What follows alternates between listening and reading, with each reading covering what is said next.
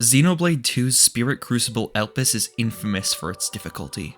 I think most players would agree that it's one of the most unfair dungeons in the game. Today, I wanted to break down all the design decisions that came together to create such a devious area. For starters, what is the Spirit Crucible Elpis? Located within the main body of the Leftherian archipelago exists a massive expansive crypt, holding both the legendary driver Adam and Numa's third sword. Just like the ancient vessel from Chapter 1, it can only be accessed in full by a Leftherian. The entrance to the area is located nearby Fonset village and is explored by the party in Chapter 7. Upon entering the area, the party mentions a lack of ether in the air. Ether is an energy source absorbed by blades in order to fuel their weapons and specials. As a means of story gameplay integration, there are some limits placed on the combat system to reflect this. The first of these is that blade specials cannot be used, save for the lowest level version. In addition to this, drivers and blades cannot ever reach max affinity. Finally, the driver's stats are modified, with Rex, Nia, and Zeke all losing 10 to 20% of their attack while you descend, while gaining 10 to 20% defense. Morag only loses 5 to 15%, and Tora is completely unaffected. And speaking of Tora, Poppy is completely unaffected by the Affinity and Special Restrictions. On top of her, there are a couple of other DLC blades that also do this, including Shulk, Fiora, Elma, and Poppy Buster. Poppy and Poppy Buster are both artificial blades, meaning they're not affected by the lack of ether, each having an ether furnace within them. The DLC blades mentioned, on the other hand, are not actually blades, so they don't have any weakness here. So moving on, what exactly is the big deal about these restrictions? Sure, you are losing out on a lot of options, but the game still lets you use the rest of the combat system in full. Arts, accessories, pouch items, weapon chips, skills are all entirely unaffected. Well, entirely unaffected may be a bit inaccurate. The different elements of the combat system actually do have a lot of flow between them, so the before-mentioned systems actually do impact these ones. Arts, for example, may be usable, but in using them you're not able to build up as strong of specials, which means that a lot of the benefit of those arts has now been taken away, which decreases your damage output. It's not just arts either, losing access to max affinity has an impact on accessories too. Many of the strongest accessories in the game rely on having max affinity, which means you lose access to a good portion of your best equipment as well. Of course, these aren't hard limits, but with how much their impact has been diminished by the removal of max affinity and higher level specials, you're effectively locked out of a good 50% of the combat system. That's not to mention Mithra, who's easily one of the best blades in the game, and she's not available in this section for story reasons. This means that Rex's combat is exceptionally weak in comparison to everyone else's, not to mention his 20% decrease to attack at the lowest level. Even if you could bring Mithra, her Foresight ability wouldn't work since it requires you to have max affinity. On top of that, the art spam she usually enables is also weakened since she's capped at level 1. That significantly brings down her damage output. Not that any of that matters though, since she's not available for this section. Going back for a moment, Poppy and the DLC blades aren't affected by the debuffs of the Crucible. That said, I don't think most players are going to have access to the DLC blades in their party yet, assuming they even own the DLC. Shulk and Fiora require you've cleared the Land of Challenge, and Elma requires you to beat her challenge, which is also quite difficult. That just leaves Poppy Buster, who is quite bad. It pretty much just leaves Tora as your only functioning party member at the end of the day.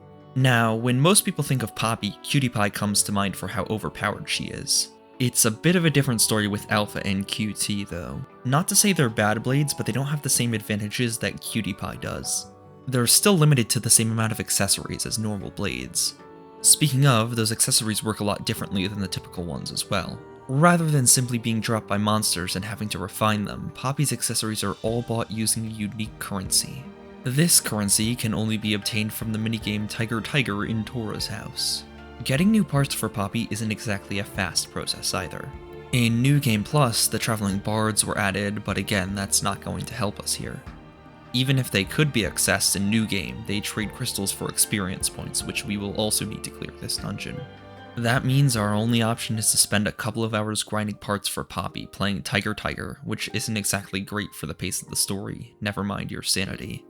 I actually do really like Tiger Tiger though, it's a pretty fun minigame. Anyway, for all these reasons and more that we'll get into, the combat in this dungeon is exceptionally difficult compared to what the player is used to. The cherry on top though is the boss of this dungeon, the Phantasms. On their own, they're not terribly scary enemies, but with your reduced combat power, they do pose a threat. That is ignoring the fact that you're not just fighting the 4 the fight starts with. The Phantasms each possess an art called Maltas, which causes 2 more Phantasms to appear. The art is triggered whenever one of the Phantasms gets below 30% HP, and with 4 on the field it's likely to happen at least once, if not a few times, even if you're being efficient. Dropping a Phantasm from 30% HP to 0 is still a very difficult task here, since you can't use your high-level specials for burst damage. That's not to mention the 20% shift from attack to defense, which is caused by being on the lowest level of this dungeon. If you happen to miss the window when Moltis starts, the Phantasm gains evasion too, meaning you can't even interrupt the art.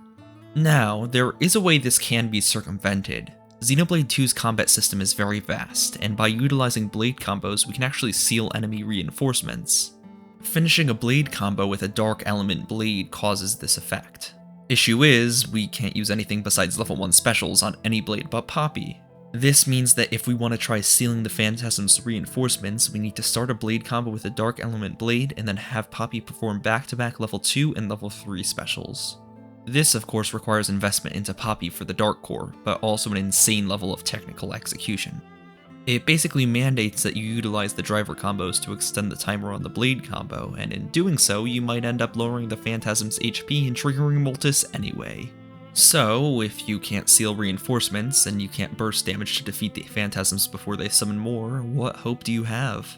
Well, luckily the devs did put in a safeguard here against soft locking, though it isn't exactly an elegant solution.